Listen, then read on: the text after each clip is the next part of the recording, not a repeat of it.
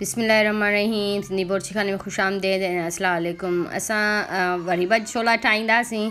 उन में गिदामड़ी जो तई में गिदामड़ी जो पाणी विझंदासीं ऐं हे जेका साई चटणी असां ठाहे रखी फ्रीज़ कईसीं उहा विझंदासीं। उन में ॻाढ़ा मिर्च पीठल विझंदासीं, उनखे थोरो घुमाईंदासीं। उन खां पोइ जीरो विझंदासीं।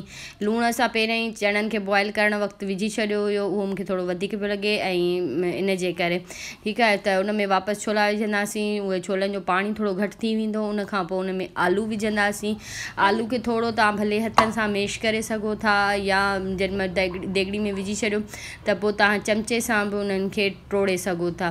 त जीअं तव्हांखे सवलो लॻे उन तरीक़े सां तव्हां आलू विझो, पर आलू टुटल हुजनि त वधीक बहितर आहिनि। जेको उन में वधीक लूणु हूंदो, मां देॻड़ी में इन लाइ इहे सभु शयूं पचाईंदी आहियां जो मूंखे कचूं कचूं सम्झ में न ईंदियूं आहिनि।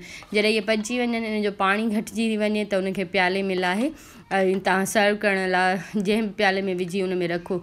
मथां तव्हां उन जे धाणा, सावा मिर्च, टमाटा, खीरा ऐं जेकर बंदि गोभी हुजेव त उहा बि विझो। मूं वटि अवेलेबल न हुई, खाओ ऐं इंजॉय कयो। अल्लाह हाफ़िज़।